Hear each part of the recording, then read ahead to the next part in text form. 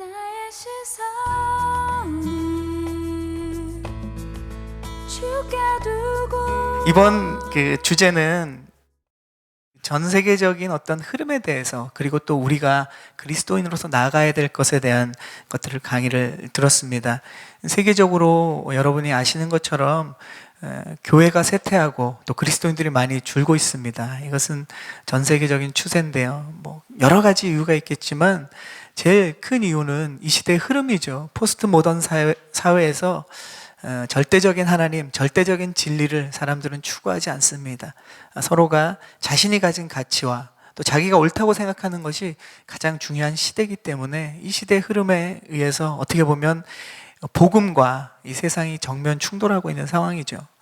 또 한 가지는 목회자와 그리스도인들의 어떤 삶의 타락의 그 이유를 들 수 있을 것 같습니다. 여러분도 많은 매스컴에서 보게 되지만 특히 요즘은 이제 한국 사회에 그런 것이 있지만 비단 한국 사회 문제만은 아닙니다. 이번에 그 주 강사로 마이클 프로스트 교수님이 오셨는데 그분은 호주 분이세요. 호주도 심각하고 또 우리가 지금 있는 이 미국도 사실 그리스도인들이 삶에서 또 우리의 생활에서 어떻게 보면 그리스도를 보여주지 못하기 때문에 세상 사람들이 복음에 대한 흥미를 잃을 뿐만 아니라 그리스도인이 된다는 것 자체를 그렇게 좋은 것으로 생각하지 못하는 시대에 있습니다. 어떻게 보면 우리 모두의 문제이죠. 그래서 이번 전체적인 흐름도 그렇지만 우리가 그리스도를 보여주기 위해서는 사실 거창한 것이 필요한 것이 아닙니다. 요즘 메시지를 통해서도 계속 저희가 나누고 있지만 우리가 생활하는 이 삶의 자리에서 우리가 말씀대로 작은 것 하나씩 실천하고 또 사람들을 돌아볼 수 있는 그런 용기와 또 행동들만 있다면 사람들은 우리를 통해서 그리스도를 만날 수 있을 것입니다. 이번 올해 저희 주제처럼 예수님을 바로 보여주는 사람들이 우리가 되려면 사실 작은 우리의 삶의 자리에서 보여주는 것이 중요하죠. 이번 컨퍼런스를 통해서 사실 올해 2016년 저희 산타모니카 온누리교회에 하나님 주신 마음과 또 우리가 하려고 하는 한 걸음 한 걸음의 이 계획이 전체적인 흐름과 많이 맞다고 생각합니다. 지역사회에 우리가 섬길 수 있는 것이 무엇인가, 우리의 가정과 우리의 직장에서 또 우리가 살아가는 이 LA 땅에서 우리가 예수님을 어떻게 보여줄 것인가를 우리 교인 성도님들 모두가 함께 고민하는 시간이 됐으면 좋겠습니다. 이번 달 저희 집회도 그렇습니다. 이번 금요일 날 우리 이준 목사님 모시고 함께 부흥 집회를 갔습니다. 중요한 것은 우리가 지난번에 다 같이 가서 섬기고 보았지만 한 번 그런 마음을 갖고 한 번 행동하는 것은 일회적인 것 뿐입니다. 우리가 예수님의 자녀로 그리스도인으로 또 예수님을 보여주면서 살아간다는 것은 끊임없이 우리가 삶에서 그런 자극을 받아야 됩니다. 그래야 우리는 변할 수 있기 때문에 그렇죠. 그래서 이번 주 금요일 날 꼭 오셔서 하나님이 우리 이준 목사님을 통해서 그분과 이 오병이어가 하고 있는 사역만 듣는 것이 아니라 그 사역을 통해서 하나님이 우리의 삶에 우리는 어떤 그리스도의 어떤 모습을 보여줄 것인가, 이것을 고민하는 시간이 되기를 축복합니다. 와서 보고 경험하지 않으면 삶의 변화는 일어나지 않습니다. 말씀도 그렇죠. 설교 말씀을 듣고 이것이 내 삶의 행동으로 나타나지 않으면 그 설교는 의미가 없는 것이기 때문에 그렇습니다. 이번 주 금요일 기억해 주시고 꼭 우리 함께 귀한 은혜 시간 나누면 좋겠습니다. 우리는 지금 창세기를 통해서 이제 야곱의 삶을 보고 있습니다. 야곱의 삶을 시작하면서 말씀드렸지만 야곱의 삶은 우리가 볼 때 굉장히 친근합니다. 왜냐하면 저와 여러분의 삶이 이 야곱의 삶과 별 다르게 없기 때문에 그렇습니다. 야곱이 하는 고민, 그와 만난 사람들이 만나는 그 인간들의 여러 가지 인간 군상들을 보면 사실 한편의 드라마 같아요. 어쩌면 우리의 삶의 주변에서 만나는 사람들의 얘기를 구체적으로 하고 있습니다. 이러한 구체적인 사람들의 이야기를 통해서 하나님은 무엇을 말씀하고 계실까요? 우리의 실제적인 삶에 대해서 우리가 어떻게 살아나가야 되는지, 또 어떤 것이 우리에게 부족한지를 말씀해주고 계시는 것 같습니다. 야곱은 태어나기 전부터 태중에서 엄마의 뱃속에서부터 형과 싸웠죠. 다툼을 일으켰습니다. 그리고 태어날 때도 그랬고 자라오면서 끊임없이 형과의 갈등을 일으켰죠.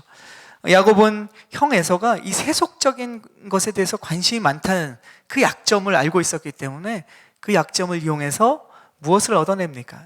팥죽 한 그릇을 가지고 장자권을 따냅니다. 이 모든 다툼의 이유는 바로 이 동생 야곱이 형의 자리에 있고 싶어 한 거죠. 형이 가진 것을 자기가 다 갖고 싶어 했기 때문에 이러한 갈등과 다툼은 계속되었습니다.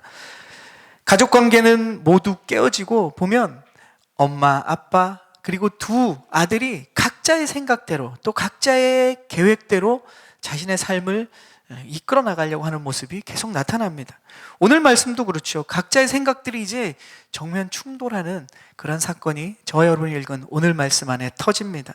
어떤 일이 일어나는지 우리 보겠습니다. 1절부터 4절까지의 말씀 우리 함께 읽겠습니다. 1절부터 4절까지 시작. 이삭이 늙어 눈이 침침해져 잘 보이지 않게 되었을 때 그가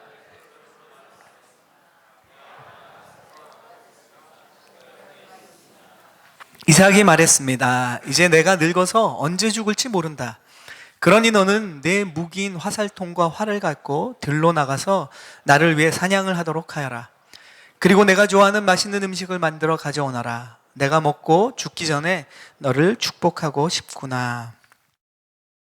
아버지 이삭이 지금 뭘 하려고 합니까? 큰아들 에서를 축복하려고 합니다. 이 축복은 그냥 단순히 일상생활에서 내가 너를 축복한다, 아비로서 아들에게 축복한다는 얘기가 아닙니다.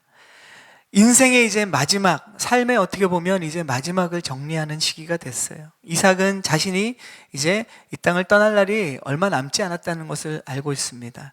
인생의 마지막에 축복하는 것은 그야말로 하나님이 이삭에게 자신에게 주었던 그 전체의 축복의 삶을 이제 이 축복을 전수해 주려는 사건입니다.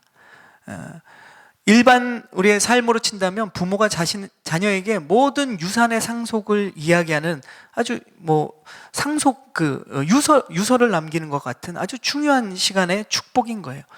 지금 이삭은 큰아들 에서에게 이 축복을 하려고 합니다. 그리고 이야기하죠. 이삭은 자신의 입을 즐겁게 해주는 아들 에서, 그가 맛있는 음식을 만들어주기 때문에, 사냥한 고기를 통해서 아버지를 행복하게 해줬기 때문에 이 에서를 축복해 주려고 합니다. 요즘 한국에서는 아주 요리 프로그램이 아주 인기지 않습니까? 평안하게 살게 되면 더욱 맛있고 더 행복한, 더 고급스러운, 어쩌면 더 독특한 음식을 원하는지 모르겠습니다. 이삭도 사실 자기가 누리는 이런 목축업을 통해서 충분히 얻을 수 있는 이런 음식과 고기들이 있었지만, 특별한 음식, 이 에서가 먼 곳으로 가서 사냥해 오는, 자신이 평소에 먹어보지 못하는 그런 음식을 만들어주는 에서를 이 음식 때문에 사랑했죠. 그래서 에서를 좋아했습니다. 그리고 에서는 큰아들이었기 때문에 이삭은 지금 아무 생각 없이 아주 자연스럽게 큰아들 에서에게 자신이 가진 모든 축복, 하나님으로부터 자기의 아버지인 아브라함에게 주신 축복, 그리고 자신이 누렸던 이 축복을 에서에게 자연스럽게 지금 넘겨주려고 하고 있습니다. 그런데 중요한 것은 우리가 생각하는 데 있어서 또 이삭이 중요한 것을 지금 놓치고 있습니다. 이삭이 간과했던 것은 무엇일까요? 이 축복이 하나님의 약속과 연결되어 있다는 것을 이삭은 별로 중요시 여기지 못한 것 같아요. 이삭은 자신의 아내가 리브가지 않습니까? 리브가에게 하나님이 해주셨던 약속을 별로 중요시 여기고 있지 않았습니다. 하나님이 리브가에게 해주신 약속이 무엇입니까? 큰 자가 작은 자를 섬기겠다라는 것이죠. 작은 자가 무엇입니까? 다른 말로 하면 작은 자인 이 둘째 아들 야곱에게 아브라함으로부터 하나님이 계획하신 그 놀라운 축복의 유산을, 그 유업을 이어나가게 할 것이라는 하나님의 약속을 이삭은 지금 놓치고 있는 거예요. 단순히 큰아들을 축복하고 자신이 맛있는 걸 해주는, 자신의 마음에 드는 큰아들을 축복한다는 것이 아니라, 사실 이 축복은 하나님의 이 약속이 흘러가는, 열방에 흘러가는, 온 민족에게 흘러가는 이 축복의 약속을 이삭은 너무 쉽게 생각한다는 것이죠. 이삭이 이 이야기를, 이 리브가에게 하나님이 해주신 약속을 중요시 여기지 않은 이유는 뭘까요? 단순한 겁니다. 이삭은 자신이 직접 듣질 못했어요. 이게 제일 중요한 포인트입니다. 하나님이 이제 이 이삭의 자녀에게 축복을 통해서 하나님의 이 놀라운 약속을 이뤄갈 건데 그 아들이 누구냐? 둘째 아들 야곱이라는 거예요. 리브가는 어땠습니까? 태중에서 이 두 아들이 싸우고 있을 때 하나님께 너무 이 고통이 심해서 기도했어요. 근데 하나님이 리브가에게 직접 말씀하셨죠. 야곱이, 둘째 아들 야곱이 큰 자가 되어서 하나님의 이 축복을 이어갈 것이다. 리브가는 직접 들었습니다. 이삭은 어떻습니까? 아내에게 전해 들었겠죠. 그러니까 이 이삭은 이 하나님의 놀라운 약속을, 이 중요한 약속을 중요하게 여기지 않았다라는 거예요. 그러니까 이렇게 쉽게 지금 에서를, 그 유업을, 하나님의 약속을 이어가려고 하고 있는 것입니다. 이것은 하나님의 계획에서 본다면 아주 위험한 일이죠. 하나님은 이렇게 계획하고 있지 않은데 이삭은 쉽게 자신의 생각을, 또 자신의 계획을 이루어가려고 합니다. 에서는 어떤 사람입니까? 이방인과 결혼하고 하나님을 경외하는 것을 가치 없게 여기는 사람이었습니다. 세상의 만족을 찾아다니는 사람이었죠. 하나님을 중요하게 생각하지 않는 이 에서는 아브라함의 축복을 이어갈 준비가 되어 있지 않을 뿐만 아니라 그럴 수도 없는 사람이었다라는 거죠. 하지만 이삭은 아무렇지도 않게 이러한 축복을 에서에게 넘겨주려고 합니다. 그래서 하나님의 계획을 위험에 빠뜨린 것이죠. 이것은 비단 이삭만의 문제는 아닙니다. 우리가 말씀을 거슬러 올라가서 창세기부터 우리가 말씀을 시작했는데 하나님이 처음 만드신 인간인 아담과 또 그리고 하와의 사건에 봐도 거의 비슷한 패턴입니다. 자, 이 선악과 사건에도 보면 하나님이 아담에게 직접 말씀하셨죠. 뭐라고 말씀하시냐면 창세기 2장 16절 17절에 이렇게 말씀하세요.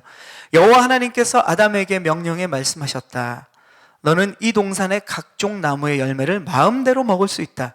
그러나 선과 악을 알게 하는 나무의 열매는 먹지 마라. 그것을 먹는 날에는 내가 반드시 죽을 것이다.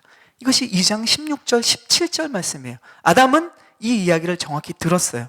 18절에 뭐가 나오냐면 18절에는 바로 어떤 얘기가 나오냐면 이렇습니다.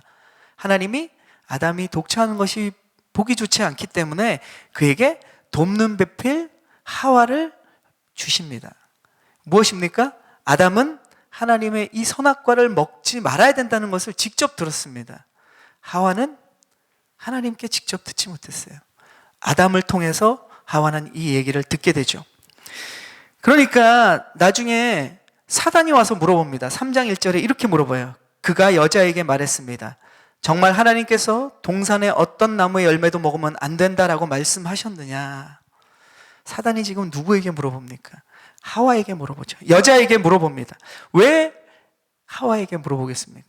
여자는 귀가 얇아서? 여자는 금방 이렇게 유혹에 약해서? 아닙니다. 직접 듣지 못했기 때문에 그래요. 아담은 직접 들었지만 하나님으로부터 하와는 그 동산의 이 선악과를 먹으면 정령 죽는다는 이야기를 전해 들었습니다. 사단은 똑똑하죠. 확신이 부족한 사람을 공격합니다. 우리는 우리의 삶에서도 전해 들으면 이게 약해요. 전해 들으면 흔들립니다. 내가 직접 경험하지 않으면 우리는 이 간접 경험은 우리에게 큰 힘이 될 수가 없는 거죠. 그래서 우리의 삶에서 믿음의 사람은 우리의 믿음이 실제적인 경험을 해야 된다는 거예요. 여러분 부모의 믿음이 여러분의 믿음이 될 수 없습니다. 또 여러분의 아내의 믿음이 여러분의 믿음이 될 수 없어요. 남편이 믿음이 아무리 좋아도 그것은 아내의 믿음이 될 수 없습니다. 마찬가지로 우리 자녀도 마찬가지예요. 여러분의 믿음이 자녀에게 똑같은 믿음이 될 수 없습니다. 그래서 자녀가 직접 하나님을 경험할 수 있도록 우리는 기도하고 그런 기회들을 열어주어야 됩니다. 말씀도 마찬가지죠. 제가 설교에서 이제 제가 7개월이 되지 않았습니까? 여러분도 이렇게 제 설교를 들으면서 뭐 이런 걸 느낀 분도 계실 수도 있어요. 제가 예화를 많이 들지 않습니다. 실질적인 간증들을 많이 하지 않습니다. 그 이유 중에 하나는 예화가 사실 우리에게 감동을 줄 수 있어요. 남의 간증이 우리에게 눈물을 흘리게 할 수는 있습니다. 하지만 그것이 내 삶에 직접적으로 적용되고 내 삶에 변화를 주지 않는다면 그것은 드라마와 영화와 다를 바가 없어요. 주일날 와서 어떤 감동을 받고 눈물을 흘리고 은혜를 받는 것이 우리의 삶에 무슨 의미가 있습니까? 드라마와 영화가 여러분에게 감동 준다고 해서 여러분의 삶을 변화시키지 않는다면 이것은 큰 의미가 없는 것입니다. 대리만족이라면 말씀보다 TV와 영화가 훨씬 낫죠. 말씀에 도움을 주는 보조자료로서 간증과 예화가 그 역할을 감당하는 것은 아주 중요합니다. 그러나 중요한 것은 이 말씀이 실질적으로 여러분의 마음을 부딪히고 여러분의 삶에 부딪혀서 여러분의 삶에 작은 변화와 파장을 주는 것이 가장 이 말씀이 중요한 부분이라는 것이죠. 교회도 마찬가지입니다. 우리가 온누리교회를 다니지 않습니까? 이 온누리교회의 영성이 아주 중요한 부분, 좋은 것이 많습니다. 그러나 온누리의 영성이 저와 여러분의 영성이 될 수 없어요.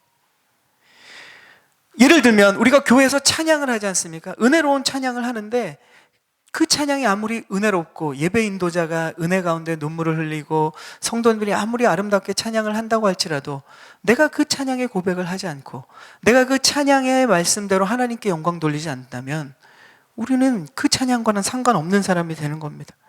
또 예배한 대로 하나님께 우리가 영광 돌리는 삶을 살지 않는다면 그 예배가 우리에게 무슨 의미가 있겠습니까? 우리 산타모니카 온누리교회가 올해 특별히 우리의 삶의 주변들을 돌아보기 위해서 우리가 계속 노력하고 있습니다. 우리 교회가 나그네를 돕는다고 해도 저와 여러분이 그 사역에 참여하지 않으면 여러분과는 상관이 없는 일입니다. 약한 자를 돕는 사역이 나의 사역이 된다는 것은 내가 직접 그 현장으로 들어가서 행동하고 섬기지 않으면 그것은 나의 것이 되지 않습니다. 그래서 요즘 그런 얘기를 하죠. 나의 스토리, 나 자신만의 스토리, 이런 얘기를 매스컴에서도 많이 합니다. 믿음에 있어서도 똑같아요. 저와 여러분의 믿음의 스토리가 있어야 됩니다. 남의 스토리가 아니라 하나님과 나의 소중한 스토리가 있어야 돼요. 그 스토리는 언제 일어납니까?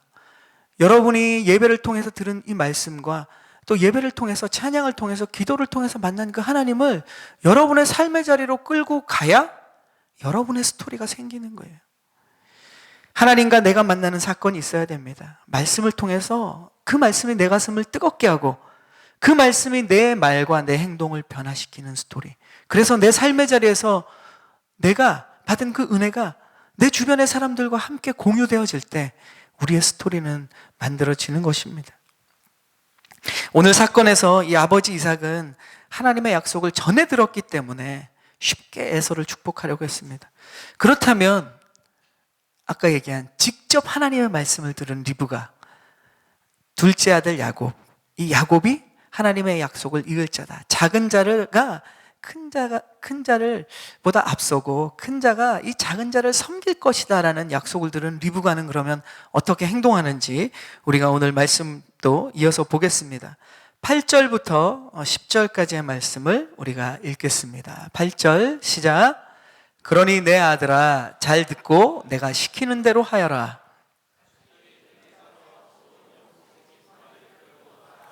내가 내 아버지를 위해 그가 좋아하는 맛있는 음식을 만들어 주마. 너는 그것을 내 아버지께 갖고 가서 드시게 하여라. 내 아버지가 돌아가시기 전에 너를 축복하실 것이다. 자, 어머니 리브가는 어떻게 행동하는가? 작은 아들 야곱의 축복을 받고 그가 축복을 누릴 사람이라는 것을 엄마인 이 리브가는 알았죠. 그런데 보니까 지금 오늘 사건에는 문제가 발생했습니다. 문제는 뭐냐면 이게 잘 될 것 같지 않아요. 하나님의 약속은 분명히 그렇게 되는데 지금 자신의 남편인 이 남편을 보니까 첫째 아들 에서를 축복하려고 하는 거예요. 둘째 아들 야곱이 축복을 받는 게 하나님의 뜻과 하나님의 계획에 맞는 거를 리브가는 아는데 지금 상황을 보니까 남편은 그렇게 하려고 하지 않아요. 지금 남편 이삭이 큰아들 에서를 축복하려고 합니다. 큰일 났죠. 하나님께서 약속하신 말씀이 틀어지는 위기 상황입니다. 그래서 리브가가 우리가 읽은 말씀처럼 8, 9, 10절에 무엇을 하고 있습니까? 리브가가 생각해낸 것은 속임수예요. 하나님의 약속이 이루어져야 되는데 그 약속을 이루기 위해서 어머니 리브가가 생각해낸 것은 속임수라는 거죠. 믿음의 어머니가 지금 하나님의 일을 이루기 위해서 무엇을 사용하고 있습니까? 거짓말을 하고 있는 거예요. 그리고 야곱에게도 그렇게 시키는 모습입니다. 하나님의 약속을 이루는 것이 나쁜 것은 아니죠. 아주 중요한 것입니다. 우리의 삶에. 그런데 그렇다고 해서 하나님의 약속을 거짓말과 속임수로 이루려는 것, 그것은 좋은 것이 아닙니다. 결코 목적을 위해서 방법을 정당화할 수는 없는 거죠. 영적 욕구, 우리가 영적으로 충만한 것, 영적인 것을 추구하는 것은 아주 중요합니다. 좋은 것이에요.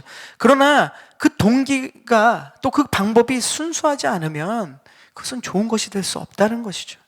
오늘 말씀을 보면 리브가와 이 야곱에게서 가장 중요한 것이 빠져 있는 것을 우리는 볼 수 있습니다. 하나님의 약속을 이루기 위해서 또 하나님의 약속이 이루어지기를 우리가 소망하면서 살아가는 그리스도인들이 가져야 될 것, 그것이 오늘 빠져 있다는 거죠. 그것은 바로 하나님의 약속을 하나님이 이루실 거라는 그 믿음을 가져야 된다는 거예요. 그 믿음이 빠져 있으면 지금 하나님의 방법이 아닌 자신의 방법과 계획, 심지어 그것이 세상적인 것보다 더 나쁜 거짓과 속임수로 이 약속을 이루려는 모습을 우리는 보게 됩니다. 어머니 리브가와 이 작은 아들 야곱에게서 하나님이 직접 이 하나님의 약속을 이루실 거라는 믿음은 찾아볼 수가 없어요.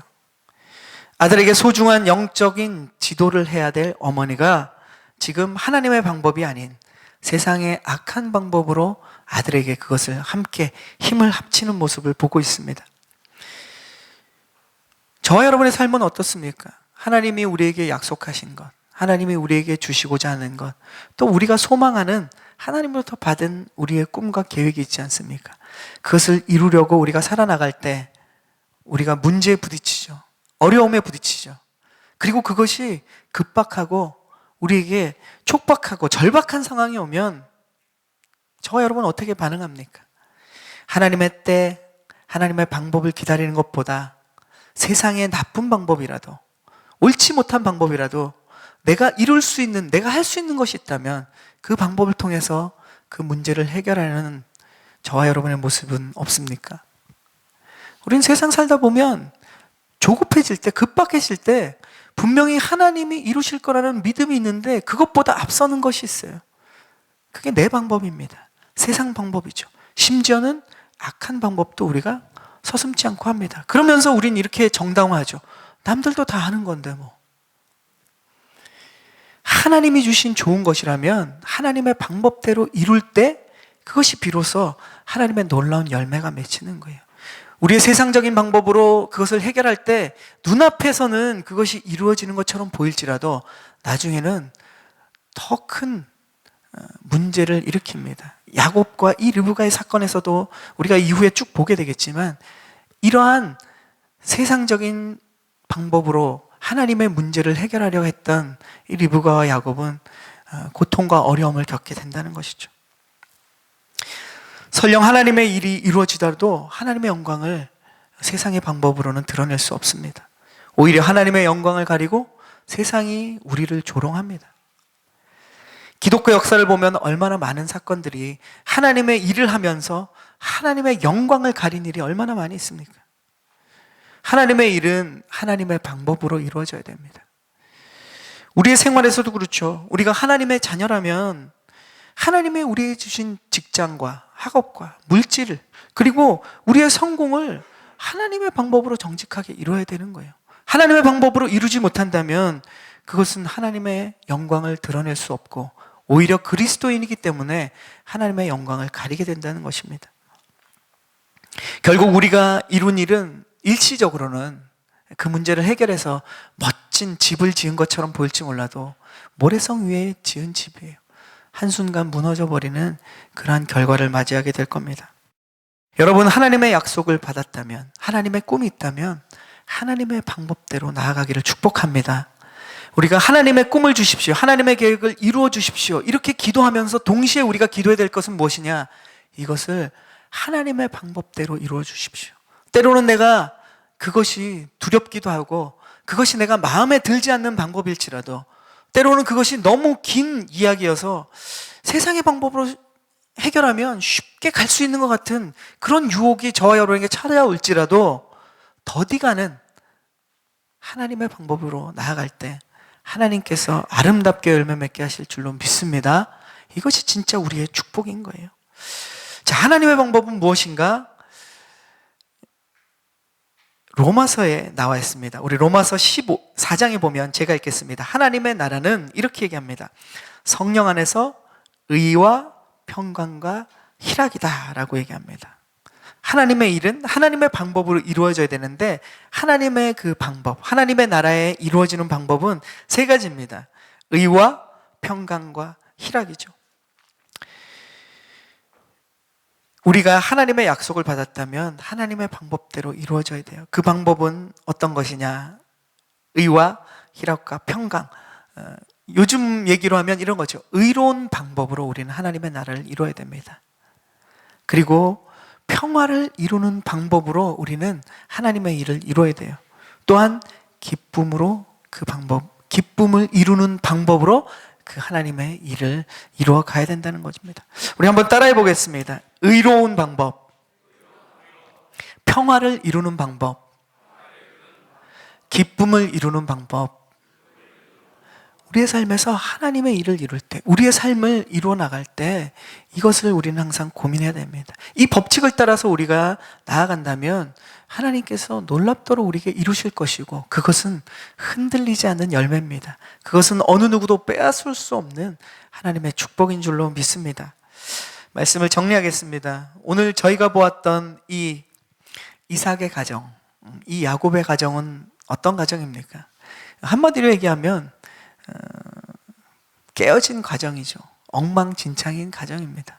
자, 이 가정은 지금 누구의 가정입니까? 하나님이 이 땅에 하나님을 경외하고 하나님을 따르는 사람들이 없을 때 하나님이 믿음의 한 사람을 선택하셔서 믿음의 조상으로 만들고 그의 후손들을 통해서 하나님이 지금 하나님의 이 놀라운 온 세상을 향한 구원의 계획을 계획하셨어요. 그리고 지금 그 계획을 이루시는데 첫 번째 주자가 아브라함이었죠.